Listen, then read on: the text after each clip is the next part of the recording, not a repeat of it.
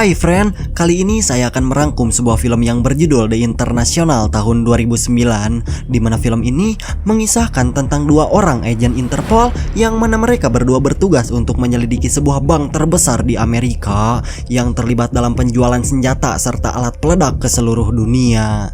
Dan yang paling sadis adalah mereka membayar seorang sniper untuk membunuh siapa saja yang menghalangi atau menggagalkan rencananya.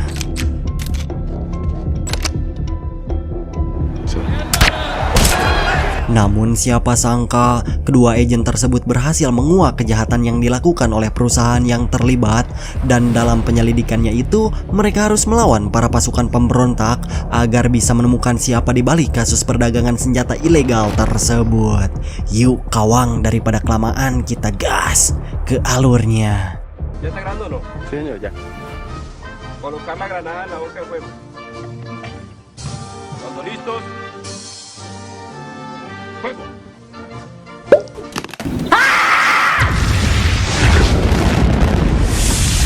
Berlatar di negara Jerman, di mana film dibuka dengan diperlihatkan kepada seorang agen bernama Louis Selenger yang sedang menunggu seorang informan bernama Thomas, dan diketahui jika Thomas sedang menggali informasi tentang kasus transaksi senjata ilegal di dalam mobil tersebut. You came to us, remember? Selesai dengan itu, Thomas langsung pergi dan bergegas menghampiri Louis untuk memberikan informasi yang telah ia dapatkan. Dan ketika Thomas akan menyeberang ke arah Louis, dia tiba-tiba saja utah uger sehingga Louis pun langsung gercep menghampirinya. Namun sayang, kepala si Louis malah katakol yang membuat Louis pun harus pingsan di tempat tersebut. Setelah kembali sadar, Louis langsung menanyakan kepada si dokter di mana temannya berada, sehingga si dokter langsung mengajak Louis masuk ke dalam ruang jenazah yang ternyata Thomas sudah mati akibat penyakit jantung yang dideritanya selama ini. Akan tetapi, Louis langsung mengelak jika selama ini Thomas sama sekali tidak memiliki riwayat penyakit. Dan setelah mayat si Thomas dibalik, Louis menemukan beberapa bolong di bagian lehernya, sehingga di sana Louis pun langsung curiga jika Thomas mati karena dibunuh oleh seseorang. We need to contact the Berlin police and request Myocardial infarction. Di sisi lain, kemudian film berpindah di New York City dengan diperlihatkan kepada seorang perempuan bernama Eleanor. Dan sedikit informasi, Eleanor bertugas untuk menyelidiki sebuah perusahaan bernama IBBC atau bisa dibilang International Bank of Business and Credit. Dan kenapa IBBC harus diselidiki? Karena mereka telah mencuci sebagian uang serta penjualan senjata secara ilegal, yang bukan hanya Eleanor sajalah yang telah menyelidiki kasus ini, tetapi Louis dan Thomas juga ikut dalam penyelidikan tersebut, sehingga tidak lama kemudian Louis memberitahu Eleanor jika Thomas sudah meninggoy karena di tubuhnya terdapat beberapa bercak bolong. I need you to get over here as soon as you can. Singkat cerita, akhirnya Eleanor bertemu dengan Louis di kantor kepolisian Jerman, sehingga Louis langsung blak-blakan menjelaskan tentang kematian Thomas yang sama sekali tidak masuk akal. Karena sebelum mayat si Thomas diotopsi, dia melihat beberapa bolong pertanda seseorang telah menembakkan peluru beracun. Dan bisa saja pihak dari IBBC membayar seseorang untuk membunuh si Thomas, karena diketahui jika Thomas memiliki informasi tentang kejahatan yang akan dilakukan oleh pihak IBBC. This lesion on the back of the neck is how the poison was introduced. I'm telling you, he was murdered. Meskipun Louis blak-blakan menyampaikan barang bukti tersebut, sayangnya pihak kepolisian sama sekali tidak percaya dengan perkataan Louis, sehingga mereka pun langsung pergi dari tempat tersebut. I'm not getting into it. You're so curious. Read my... I approve I them. didn't see a thing. Pagi harinya kita pun diperkenalkan kepada seorang abah-abah bernama Wexler yang merupakan kaki tangan dari perusahaan IBBC. Dan beberapa saat kemudian Wexler bertemu dengan seorang pembunuh bayaran yang akan menerima misi dari dirinya. Dan tanpa menunggu lama, si abah memberikan sebuah flashdisk kepada si pria, karena di dalam flashdisk tersebut si abah telah menyimpan data-data si korban yang akan dieksekusi. This canvas appeals to you. Di sisi lain, kemudian Louis terus menyelidiki kasus kejahatan yang telah dilakukan oleh perusahaan IBBC. Dan di saat itu, ia melihat berita tentang kecelakaan yang menewaskan seorang pria bernama Andre Kleiman. Nah gengs, kalian ingat kan pas di awal film tadi, waktu si Akang Thomas ngobrol-ngobrol sama pria yang ada di depan mobil itu? Nah, si pria itu gengs yang tewas dalam kecelakaan tersebut. Padahal itu hari yang sama loh, cuman beda beberapa jam aja sih.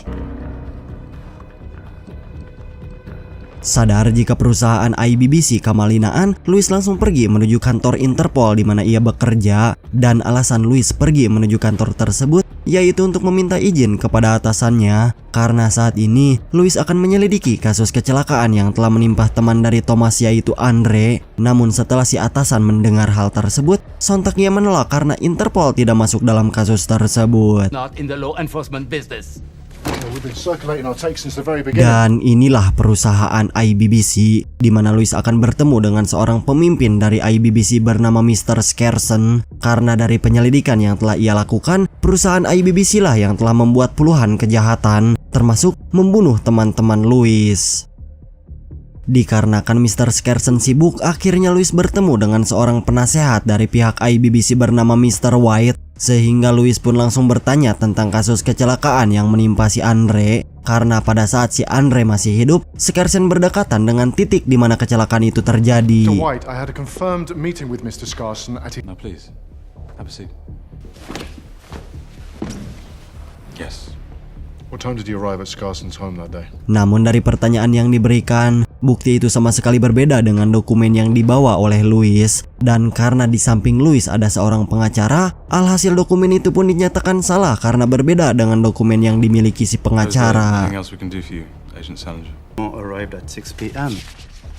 Tepat setelah Louis pergi dari ruangan tersebut, dia menerima panggilan dari Eleanor yang berkata jika jasad Thomas ternyata memiliki racun sianida yang bersatu dengan darahnya. Namun racun tersebut sama sekali sedikit yang hal itu membuat mereka kesulitan untuk memastikan jika Thomas mati akibat dibunuh. Namun saat dalam panggilan tersebut, Louis tiba-tiba tersenggol yang hal itu membuat Louis langsung sadar dan menebak jika pembunuhan Thomas dilakukan karena ada seseorang yang telah menyinggol dirinya dan menyuntikkan racun tersebut kepada Thomas. Sehingga Louis yang menyadari hal itu pun langsung menghampiri orang tersebut. Namun ternyata orang itu bukanlah pembunuh asli melainkan orang lain yang tidak sengaja menyenggol Louis. Sorry. Singkat cerita, kemudian film berpindah kepada Eleanor yang sedang mencoba untuk menghubungi istri dari seseorang yang telah ditemukan mati akibat insiden kecelakaan. Yang dari pertanyaan tersebut, Eleanor menanyakan kembali apakah suaminya pernah bertemu dengan pihak IBBC. Namun, dia malah ketakutan karena tidak mau terlibat dalam kasus kecelakaan tersebut. Sehingga Eleanor pun menerima pesan jika dia harus bertemu dengan Umberto Calvini.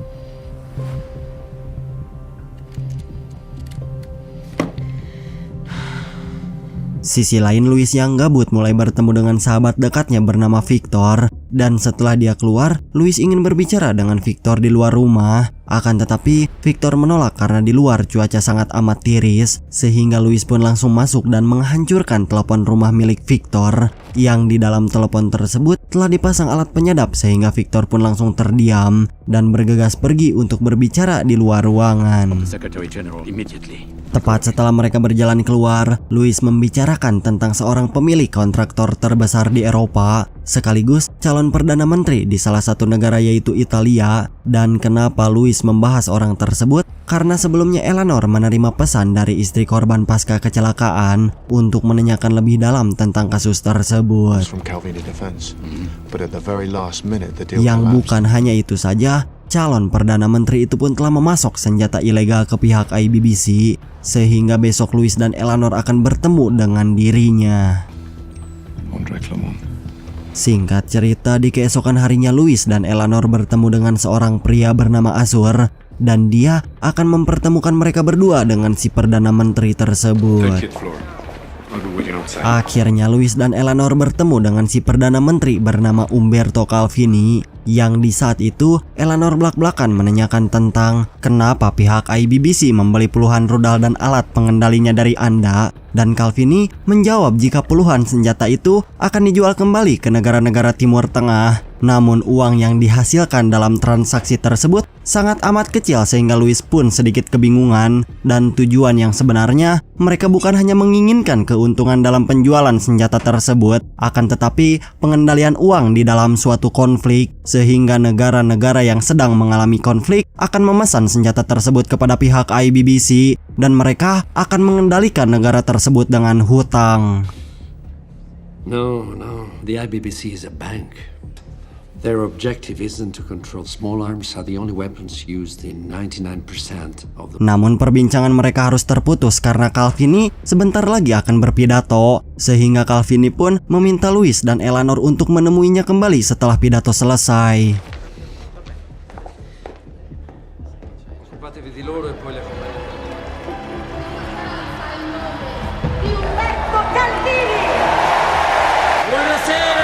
Saat pidato berlangsung, Calvini ternyata sedang diintai oleh seorang sniper dari jarak jauh yang ketika dia menyampaikan beberapa amanat, sebuah peluru melesat mengenai kepalanya. Akibat kejadian tersebut, situasi menjadi panik dan warga berlarian. Sementara untuk si pria yang sudah menembak Calvini, dia harus tewas karena pihak kepolisian sudah menemukan di mana tempat ia bersembunyi. Dan yang paling aneh adalah si bapak polisi malah menambahkan selongsong peluru di tempat kejadian perkara, dan entah apa maksud dan tujuannya. Sisi lain, Louis dan Eleanor menemukan seorang pria yang mencurigakan, di mana Louis langsung mengejar orang tersebut dan berusaha untuk menangkapnya. Karena jika orang tersebut bisa diamankan, maka tidak akan sulit untuk menangkap si pelaku yang sebenarnya. Namun lagi-lagi, mereka kehilangan jejak dari orang tersebut, sehingga Eleanor yang sedang berjalan mendekat ke arah mobil malah harus ditabrak oleh si pria tersebut. Karena orang itu melarikan diri menggunakan mobil, Louis langsung mengejar pria tersebut. Namun sayang, mobil yang ditumpangi oleh si pria ternyata sudah kosong.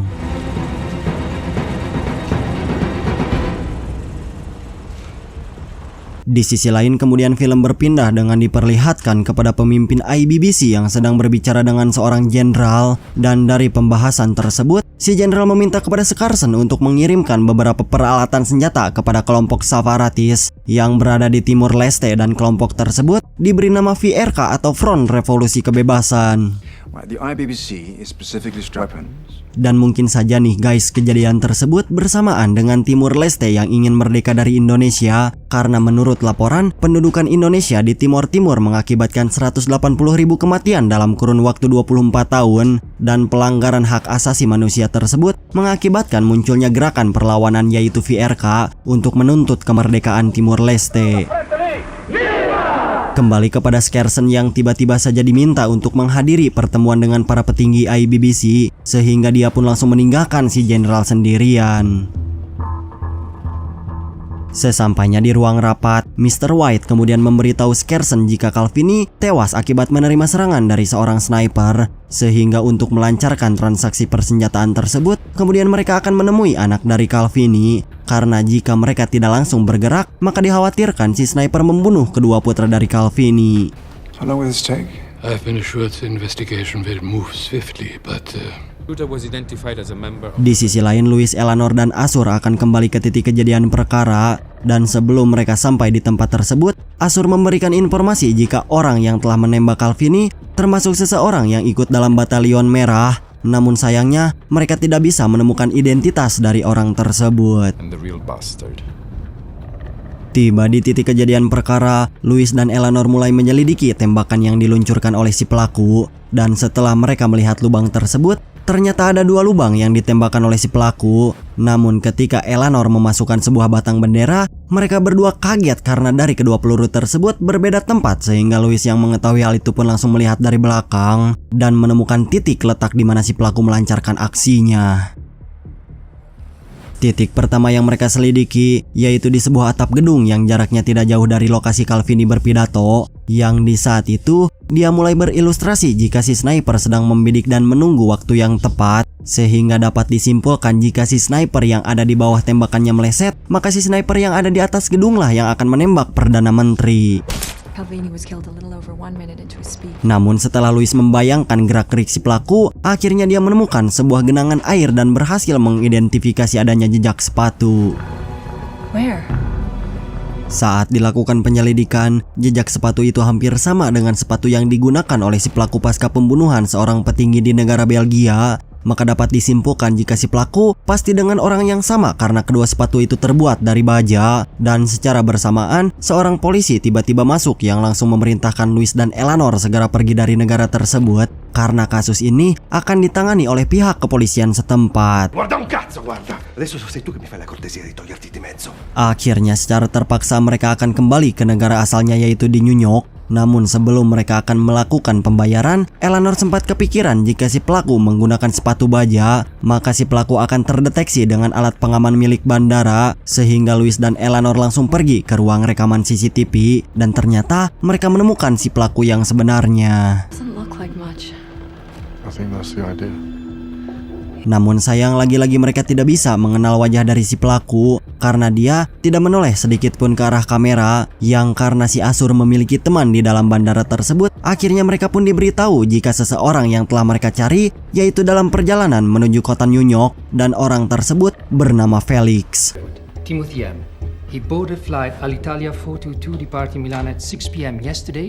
Singkat cerita, akhirnya mereka sampai di kota New York dengan disambut oleh 3 orang detektif, dan salah satu dari mereka memberikan informasi jika sepatu yang digunakan oleh si pelaku ternyata diproduksi tidak jauh dari tempat di mana mereka tinggal, sehingga Louis dan Eleanor langsung berangkat menuju ke tempat yang dimaksud. Get ready for the smackdown. He's gonna come at you.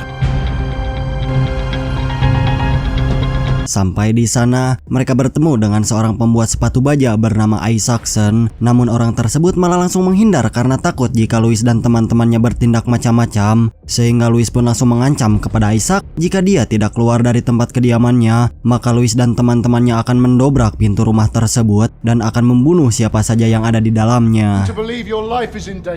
Sehingga Isaac yang takut langsung keluar kembali berhadapan dengan mereka, yang di saat itu Louis mulai menjelaskan jika kedatangannya saat ini yaitu untuk mencari seseorang bernama Felix, karena diketahui jika orang tersebut telah membuat sepatu baja yang telah dibuat oleh Isaac, sehingga Isaac yang menyadari hal itu pun berkata jika sepatu itu dibuat sekitar 3 tahun yang lalu. Sementara waktu kita tinggalkan mereka dan berpindah kepada Scarson yaitu pemilik perusahaan IBBC, yang di saat bersamaan dia dihubungi oleh para petinggi dari perusahaan tersebut dan memberitahu Scarson jika saat ini Louis dan Eleanor sudah kembali ke New York setelah diusir dari kota Italia, yang tidak akan lama lagi Felix akan ditemukan dan seluk-beluk IBBC pun akan terbongkar, sehingga Scarson yang ciut pun memerintahkan si Abah Wexler untuk membunuh Louis dan Eleanor. Any recommendations? Singkat cerita, di keesokan harinya Louis menerima informasi dari Eleanor bahwa Felix harus segera ditemukan, karena jika mereka tidak dapat menemukan orang tersebut, maka Felix akan menghilang dari kota New York. Sehingga Louis yang sudah menemukan alamat di mana Felix tinggal pun, akhirnya mereka tiba di titik alamat yang dituju. Namun ternyata rumah itu sudah digusur dan sekarang sudah rata dengan tanah. Dari situlah Louis mulai bingung dan memerintahkan seorang detektif untuk membelikannya secangkir kopi. Namun ketika dia akan memesan secangkir kopi tersebut, tiba-tiba Felix melintas yang membuat dia cepat-cepat memberitahu tentang hal tersebut, sehingga mereka bertiga pun langsung memutuskan untuk mengikuti si bongsang Felix. A, B, C. Keep...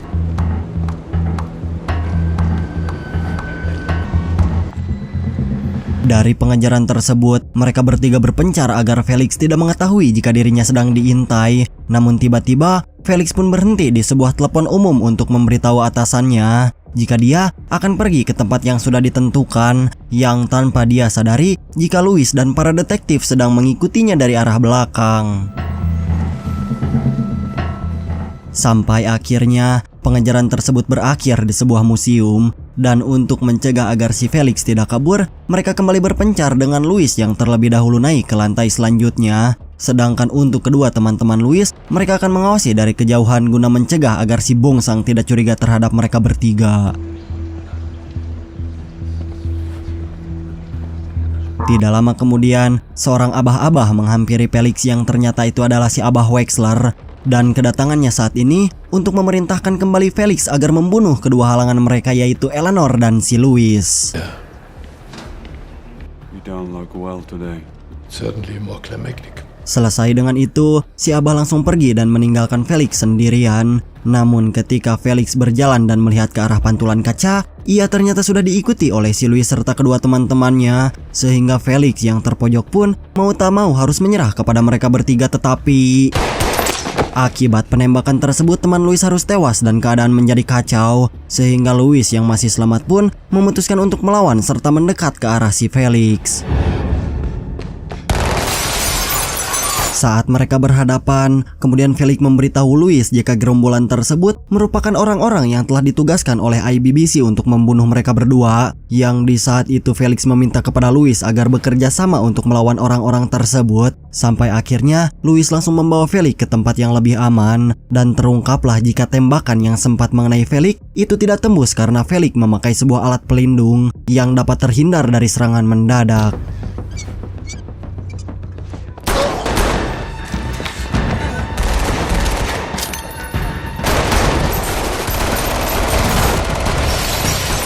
Namun saat adu tembak berlangsung, sayangnya Felix harus terkena tembakan di bagian tubuhnya, yang membuat Louis pun seketika kerepotan untuk melawan gerombolan IBBC. Dan untuk mengalihkan perhatian mereka, di sana Louis menjatuhkan sebuah gantungan kaca dan melarikan diri dari tempat tersebut.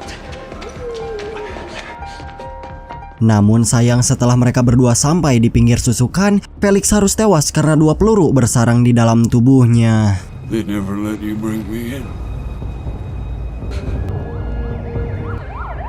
Singkat cerita, di malam harinya terlihat Eleanor yang akan menemui Louis di tempat yang sangat rahasia, di mana Eleanor turut berduka cita atas kematian teman Louis pasca kejadian adu tembak di museum tadi. Sehingga Eleanor belak-belakan memberitahu Louis jika si Abah Wexler sudah mereka amankan dan beberapa saat lagi akan mereka interogasi untuk menemukan siapa dalang di balik semua ini.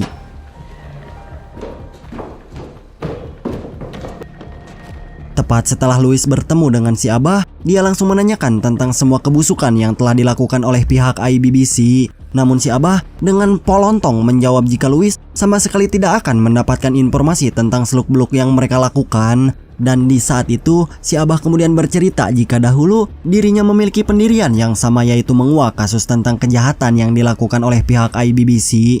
Namun si Abah malah menjadi seorang pengkhianat karena dirinya beralih pikiran untuk bergabung dengan pihak IBBC karena mereka menawarkan uang yang cukup besar jika dirinya bergabung dengan pihak bank tersebut. Sehingga si Abah yang tergiur pun memutuskan untuk bergabung dengan perusahaan-perusahaan gelap seperti IBBC. Were you supposed to give up? Characters easier kept than recovered. Sometimes a man can meet his destiny on the road to justice. Sadar jika si Abah tidak mau berbicara tentang apa yang telah mereka perbuat, kemudian Louis langsung keluar dan memutuskan untuk berbicara dengan Eleanor. Karena saat ini Louis yakin jika pihak IBBC telah mengetahui jika si Abah telah diculik oleh pihak mereka. Sehingga Louis pun memerintahkan Eleanor untuk pergi dari tempat tersebut. Karena jika Eleanor masih di tempat ini, maka nyawanya bisa terbunuh di tangan pihak bank tersebut. Sehingga Eleanor yang tidak mempunyai pilihan pun langsung pergi dari tempat tersebut. Sementara untuk Louis, dia memiliki rencana untuk menghadapi para anak buah dari bank tersebut. Singkat cerita, kemudian film berpindah di negara Italia, di mana dewan dan para petinggi dari bank IBBC sedang berkumpul untuk mengadakan rapat bulanan, yang karena mereka sudah lama menunggu, akhirnya rapat itu pun akan dibatalkan karena Skersen, yaitu pimpinan IBBC, tidak datang ke tempat tersebut. Namun saat mereka akan pergi dari tempat itu, tiba-tiba saja datang sekumpulan orang-orang berbaju hitam yang langsung membawa mereka pergi dari tempat tersebut. Di sisi lain terlihat 2 anak dari Bapak Menteri yang menerima laporan dari seseorang tentang kebusukan yang telah dilakukan oleh bank IBBC. Dan orang itu tak lain adalah Louis yang sengaja memberitahu mereka tentang hal tersebut supaya pihak IBBC bangkrut dan tidak memproduksi kembali senjata ilegal. I'm just glad Sementara itu terlihat para petinggi yang sedang membicarakan tentang kedua anak dari Bapak Menteri yang membatalkan transaksi senjata ilegal kepada pihak-pihak lain, sehingga satu-satunya cara agar bank tidak bangkrut yaitu bertemu langsung dengan seseorang bernama Ahmad Sani yang akan membeli peralatan senjata tersebut. Would the Turk really play such a dangerous game? If our buyers find out that Will be unavailable till Monday. Singkat carios, kemudian film berpindah ke negara Turki yang dimana Skersen dan si Abah langsung bertemu dengan seorang pimpinan yaitu Ahmad Sani. Dan di saat itu mereka membahas tentang harga senjata dan budget yang dimiliki oleh Sani agar pihak IBBC memberikan senjata yang tepat kepada calon pembelinya. In the beginning, it would have been. I won't be a moment. Di sisi lain, ternyata Louis pun ikut ke negara Turki dan bekerja sama dengan si Abah Wexler yang di saat itu si Abah memberitahu Louis jika alat perekam sudah ditempelkan ke baju yang sudah dipakai oleh pemimpin IBBC sehingga Louis pun bisa mendengarkan percakapan di antara mereka berdua dan bukti rekaman tersebut akan dijadikan barang bukti atas kebusukan yang dilakukan oleh pihak bank. It has left Skarsen with only one option. It's a key issue. BBC. Saat Louis mengikuti kedua orang tersebut, dia mendengar jika Ahmad Sani akan membeli sebuah rudal berjumlah 5.200 unit. Namun di saat kedua orang itu masuk ke dalam ruangan, tiba-tiba sinyal yang digunakan Louis kekerebekan yang membuat Louis pun langsung gercep masuk ke dalam ruangan tersebut. Namun di saat kedua petinggi akan membicarakan momen-momen penting, dua orang petugas keamanan langsung membawa Louis keluar sana. The point of fidelity. The countermeasures to this guidance system. I did more than 300 million in business. That'll be the bond of our relationship. Setelah pembicaraan dengan Ahmad Sani berakhir, kemudian Skersen menghampiri si Abah yang sedang bobok nyenyak. Namun ketika Skersen membuka jas milik si Abah, dia pun kaget karena ternyata si Abah sudah meninggoy. Dan hal itu bersamaan dengan Louis yang menyangka jika Skersen sudah membunuh si Abah, sehingga dia pun langsung mengejar kemanapun Skersen berlari.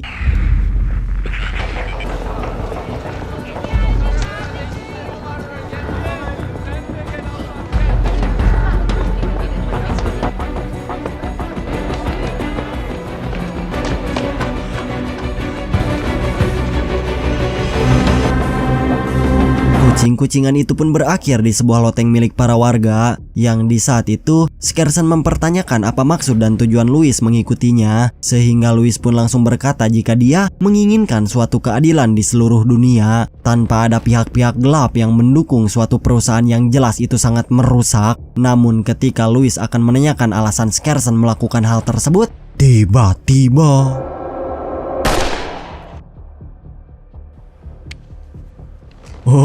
akhirnya Skersen ditembak mati oleh seorang pembunuh bayaran yang diperintahkan oleh anak dari Perdana Menteri yang sudah tewas, sehingga punahlah mereka-mereka yang memiliki perusahaan gelap, dan Louis berhasil membuktikan untuk memberantas kejahatan di seluruh dunia. Sehingga film ini pun selesai. Wah, jir, pusing gak? Nih ya, Bang Ur jelasin sedikit biar kalian semua yang di rumah ngerti sama film ini. Jadi pembunuhan pertama waktu si Thomas keluar dari mobil, kan dia tiba-tiba muntah tuh. Nah sebelum itu si Felix berpapasan sama si Thomas dan kayaknya dia nempelin racun kayak gitu ke tubuh si Thomas. Jadi meninggoy deh. Terus yang kedua temennya si Thomas yang jadi supir itu, kan sama ya dia juga tewas karena kecelakaan. Nah pelakunya si Felix lagi coba. Dia sengaja buat rem di mobilnya blong bejir. Terus pembunuhan si calon Perdana Menteri atau Bapak Umberto Calvini. Kan ada dua sniper tuh, di atas ada, di bawah juga ada. Nah yang tembakannya tepat sasaran tuh, ya tembakannya si sniper yang di atas. Dan pelakunya lagi-lagi si Felix bre. Aduh. Tapi akhirnya si Felix bisa mati ya kan sama kelompoknya sendiri waktu di gedung. Nah kenapa coba si Felix dibunuh sama tim IBBC? Karena kalau si Felix ketangkap sama Louis dan Eleanor, ya otomatis langsung terungkap dong kejahatan IBBC. Dan ini nih yang terakhir, kematian si Abah Wexler sama si Bapak Skersen. Kalau si Abah Wexler, dia ditembak sama pembunuh bayaran yang disewa oleh kedua anak dari Umberto Calvini. Jadi tewasnya kayak bobo gitu deh. Nah buat si Bongsang Skersen, dia kan sempat kejar-kejaran dulu. Terus akhirnya ada yang nembak dari arah belakang Louis. Dan itu juga sama pembunuh bayaran yang dibayar sama anak dari Umberto Calvini. Clear ya, nggak ada pertanyaan lagi. Ini sumpah anjir, rumit banget. Tapi gak apa-apa ya, yang penting kalian semua paham, oke? Bang Ura izin pamit, semoga video ini menghibur dan kalian semua dapat bercermin jika kejahatan tidak akan menang sampai kapanpun. Oke, see you coba.